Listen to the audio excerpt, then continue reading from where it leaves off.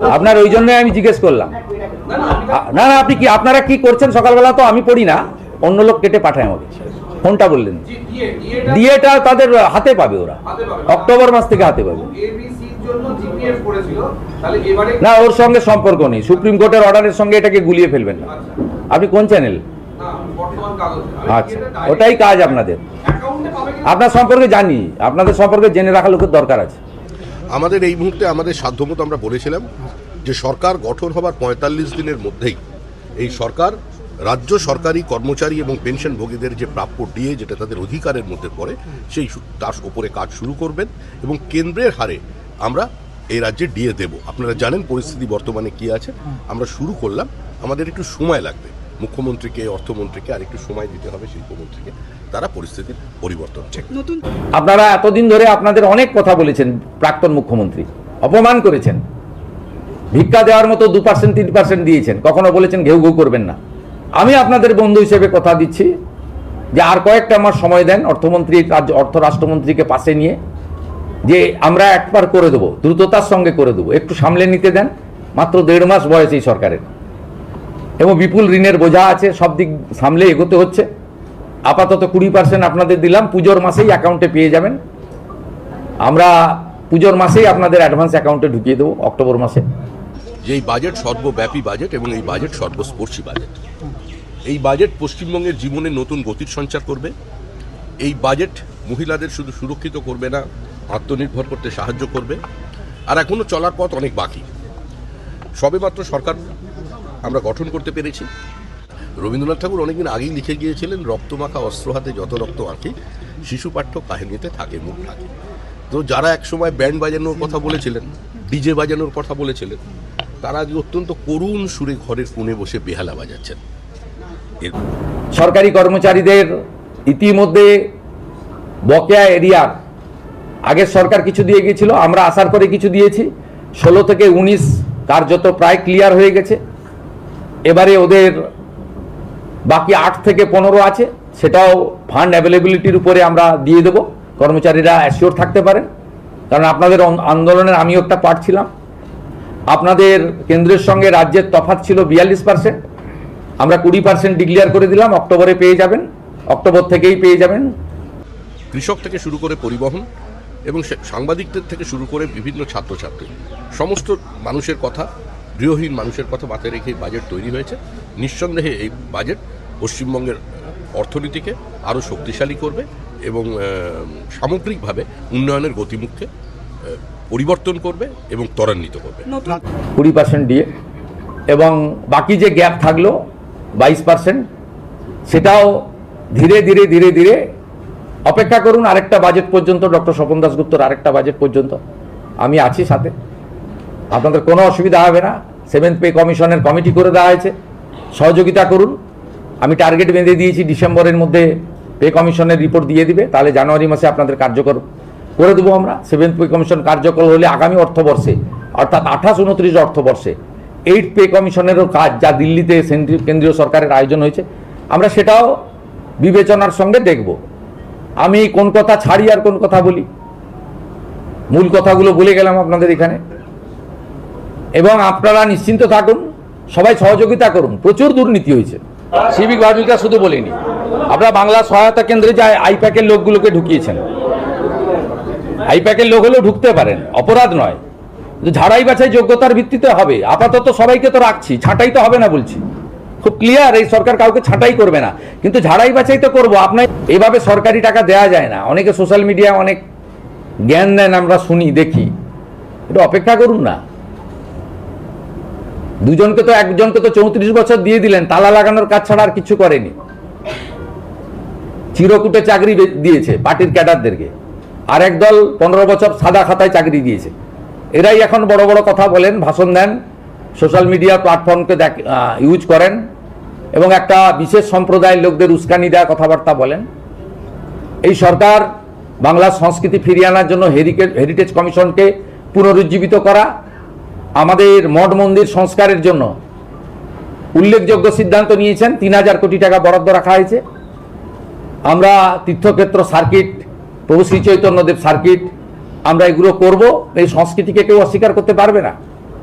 আমরা এই সংস্কৃতির জাগরণ ঘটাবো, কারণ এই রাজ্য শুধু সাংস্কৃতিক রাজধানী নয়, এই রাজ্য আধ্যাত্মিক রাজধানী। এই পশ্চিমবাংলার আধ্যাত্মিকতার জাগরণ কালকে প্রধানমন্ত্রী শুরু করে দিয়ে গেছেন। ডক্টর শ্যামাপ্রসাদ মুখার্জিকে সামনে রেখে আমরা অনেক ঘোষণা করেছি। তার 125তম জন্মজয়ন্তী কিভাবে উদযাপিত হবে, 125 ফুট উঁচু মূর্তি হবে, ওই দিনটি ছুটির দিন হিসাবে পালন করা হবে, শ্রদ্ধার সঙ্গে পালন করা হবে, ইত্যাদি ইত্যাদি। বিশেষ বিশেষ কয়েকটি বিন্দু উল্লেখ করব। একটা হচ্ছে আশা ICDS এর বোনেরা, আপনারা আশা করি খুশি হয়েছেন, 5,000 টাকা বাড়তি বরাদ্দ পাবেন প্রতি মাসে। আপনারা 4,000 টাকা চাইতে গেছিলেন, প্রাক্তন মুখ্যমন্ত্রীকে লাঠি মেরেছিল। বর্তমান মুখ্যমন্ত্রীকে আপনাদের চাইতে হয়নি, আপনি না চাইতেও পেয়েছেন। আপনারা অনেক কাজ করেন, হেলথ সেক্টরটাকে আপনারাই বাঁচিয়ে রেখেছেন। ICDS এর দিদিরা, হেল্পাররা, তারা নিজেদের সেন্টার চালানোর বাইরে গিয়ে সরকারকে অনেক সাহায্য করেন, আপনাদের জন্য আমরা করেছি।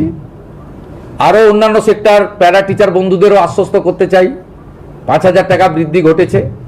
আমরা অন্য রাজ্য থেকে আমাদের শিক্ষা দপ্তর কালেকশন করবে, অর্থ দপ্তরের সঙ্গে আলোচনা করবে, সর্বোপরি আমরা সিদ্ধান্ত নেব। অন্য রাজ্যগুলো বিজেপি শাসিত রাজ্যের সমান ধীরে ধীরে আমরা করব। আপাতত 5,000 টাকা আপনাদের বৃদ্ধি করেছি। আর অন্যান্য ক্ষেত্রে অনেক ভুয়া নিয়োগ হয়েছে। আমরা 2,000 টাকা কেন করেছি, তার কারণ হচ্ছে আমরা সিভিক ভলেন্টিয়ার, ভিলেজ পুলিশ, আমাদের অন্যান্য যেগুলো আছেন কন্ট্রাকচুয়াল, এদের অনেক জল মিশানো, এদের যোগ্যতা নেই, অনেকেরই এডুকেশন সার্টিফিকেট ভুয়া, অনেকেই পার্টির ক্যাডার হিসেবে কাজ করেন, নিজের কাজ করেন না, অনেকেরই শারীরিক দক্ষতা নেই, অনেকের বয়সের সার্টিফিকেট ভুয়া। আপনাদের আপাতত 2,000 টাকা দিয়েছি, কিন্তু একটু ঝাড়াই বাছাই হবে। এটা এখন থেকে মেন্টাল প্রস্তুতি রাখতে পারেন। ছাঁটাই হবে না, কিন্তু ঝাড়াই বাছাই হবে, এটা একটা মাথায় রাখতে পারেন। তারপরে সঠিক লোককে সঠিক দেব। এতদিন NVF এবং হোমগার্ডরা বঞ্চিত হয়েছে আগের সরকার থেকে, মাত্র 12,000 টাকা করে বেতন দেয় তাদের। আমরা তাদেরকেও 2,000 টাকা করে বৃদ্ধি করেছি। তাদের জন্য আমরা রিটায়ারমেন্টের পরেও পলিসি ভাবছি পরবর্তী সময়ে। তারা সত্যিকারে খুব অবহেলিত, বঞ্চিত অবস্থায় ছিলেন। উল্লেখযোগ্য কয়েকটি বিষয় রয়েছে যা জনগণের ক্ষেত্রে অত্যন্ত প্রভাব ফেলবে। এই সরকার ঠিক করেছে সব ICDS sector, primary, upper primary এবং হাই স্কুলে একদম পাইলট প্রজেক্টের অন্তর্গত electric connection all, purified drinking water, পরিশ্রুত পানীয় জল অল। প্রাইমারি এবং হাই স্কুলের ক্ষেত্রে বিশেষ করে অগ্রাধিকার রাঢ়বঙ্গের জেলাগুলি পাবেন, পরে উত্তরবঙ্গের হিল এলাকায় যেখানে আবহাওয়া একটু অনুকূল থাকে পরে পরে আমরা যাব। পাখা লাগানো হবে। এখনো সব স্কুলে, সব সেন্টারে খাওয়ারের ইউটেন্সিল, প্লেটটা পর্যন্ত ঠিক যায়নি, সেটাও দেখবো আমরা। বলেছি পুরো পাইলট প্রজেক্টে। রান্না এখনো 20-25% স্কুলে গ্যাস ছাড়া হয়, 100% গ্যাসের রাতে রান্না হয়, তার জন্য আমরা প্রজেক্ট নিয়েছি। সমস্ত হাই স্কুল এবং মহিলা কলেজ, কোয়েট কলেজ, যেখানে আমাদের বোনেরা, কন্যারা পড়াশোনা করেন, sanitary vending machine, napkin machine, sanitary vending machine আমরা স্থাপন করার প্রভিশন আজকে বাজেটে অর্থমন্ত্রী ঘোষণা করেছেন। এটি একটি উল্লেখযোগ্য দিক। মিড ডে মিলের বরাদ্দ 6.5 টাকা ছিল, আমরা আজকে 10 টাকা করে দিয়েছি, একটু ভালো খাবার পাবেন। আরেকটা উল্লেখযোগ্য দিক আপনাদের হয়তো আলোচনায় আসবে না, যেটা পুণ্যের কাজ করেছে অর্থমন্ত্রী আজকে, সেটা হলো 56 টাকায় 3 বেলা খাবার দেওয়া হতো হসপিটালে। আমি পিজিতে ভিজিটে গেছিলাম, পিজির ডাক্তাররাই আমাকে বলছে দুপুরেও কুমড়ো, সন্ধ্যাবেলাও কুমড়ো। আমি জানতে চাইলাম কেন? গর্ব করে বলতেন আগের মুখ্যমন্ত্রী, এটা কি সোনার হসপিটাল? বললো কি করবে ঠিকাদাররা, সাপ্লাইয়াররা? 56 টাকা, 56 টাকা 44 পয়সা মনে হয়। তা এই টাকায় কি হবে? আমি বললাম কত টাকা দিলে হবে? না 104 টাকায় মোটামুটি 3 বেলা হবে। আমি স্বপনদাকে অনুরোধ করলাম যে 104 নয়, 110 করে দিন, একটু রুগীরা ভালো খাওয়ার পাক। আমরা 110 টাকা করে দিয়েছি।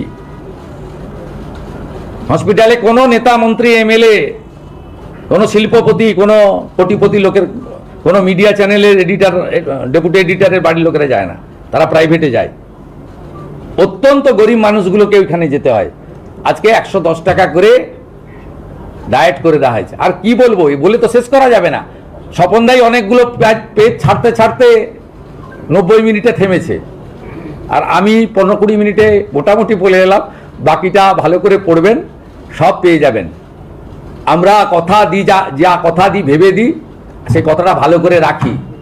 আর পরিষ্কার করে বলে দিলাম, ডক্টর শ্যামাপ্রসাদ মুখার্জির দেখানো পথে বাংলা চলবে, স্বামী বিবেকানন্দের ভাবনায় বাংলা চলবে, রামকৃষ্ণ মিশন, ভারত সেবাশ্রম সংঘ, ইসকন, গৌড়িয়া মঠের দেখানো ভাবনায় পশ্চিমবঙ্গ চলবে।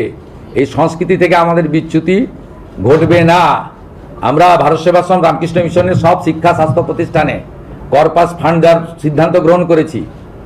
আমরা ইসকনকে মিড ডে মিল খাওয়ার সরবরাহ করার জন্য উদ্যোগ দিচ্ছি। পাইলট প্রজেক্ট হিসেবে পুরো কলকাতাকে দিয়ে দেওয়া হচ্ছে, ইসকন খাওয়াবে রান্না করে। আপনার আপত্তি থাকলে হরে কৃষ্ণ বলবেন না, কেউ আপনাকে জোর করবে না। তো খুব ভালো খাবার পাবেন, শুদ্ধ খাবার পাবেন, চিন্তার কোনো কারণ নেই, ঠিক আছে? আর ডক্টর দীনদয়াল উপাধ্যায়ের একাত্ম মানববাদ, এটাই আমাদের আসল লক্ষ্য। 50% মানুষ অর্থনৈতিক পরিসীমার নিচে থাকে, তাদের আপগ্রেড করতে হবে। আদিবাসীদের জন্য আমরা ধরতি আবা, ভাইব্রেন্ট ভিলেজ, আদিবাসী বিশ্ববিদ্যালয়, একলব্য স্কুল, লোধা সবর টোটো সহ প্রাচীন জনজাতিদেরকে তাদের বাড়িতে আমরা সপ্তাহে খাবারের প্যাকেট পৌঁছে দেবো। ওটাও যাতে মাঝ রাস্তায় হাফিজ না হয়, বায়োমেট্রিক চালু করছি। তাদের কাছে যাতে পৌঁছায় সেই ছবি, ভিডিও এবং বায়োমেট্রিক আমাদের পাঠাতে হবে। 25 লক্ষ নতুন প্রধানমন্ত্রী আবাসের বাড়ি হবে। জল জীবন মিশনের জল যাবে। কুড়মালি ভাষা সংস্কৃতির জন্য বরাদ্দ হয়েছে অর্থ। রাজবংশী ভাষা তার ঐতিহ্য রক্ষা করার জন্য বরাদ্দ হয়েছে অর্থ। এবং অন্যান্য নেপালি সহ অন্যান্য যে সমস্ত জনপ্রিয় আঞ্চলিক ভাষা রয়েছে তাদের জন্য আমরা আমাদের যে তহবিল তৈরি করা হয়েছে, সাংস্কৃতিক তহবিল, সেখানে আমরা তাদের জন্য সহযোগিতা করব। পাহাড়ও হাসছে, তরাই ডুয়ার্সের কথাও আছে, দীঘা মন্দারমণিকে সাজানোর কথাও আছে, সুন্দরবনকে বাঁচানোর কথাও আছে, পুরুলিয়া সুন্দরবনে 2টো সুপার স্পেশালিটি হসপিটালের কথাও আছে, উত্তরবঙ্গে এইমস, IIM, IITর কথা উল্লেখ করা হয়েছে। বলে আর শেষ করা যাবে না।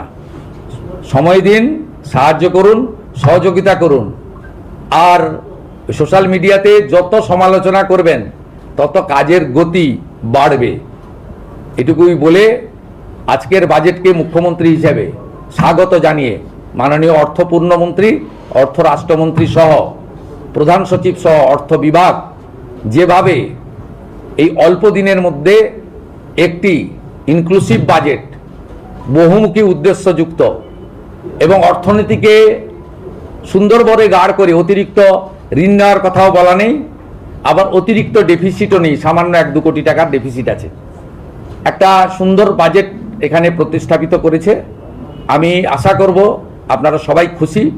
বাকি যেটা আমরা করতে পারলাম না, তার জন্য 2007-এর ফেব্রুয়ারি মার্চে 2027-28-এর অর্থবর্ষে স্বপনদা যে বাজেট পেশ করবেন, তাতে আমাদের যদি কোনো ফাঁক ফোকর থেকে থাকলো সেটা আমরা মেকআপ করব।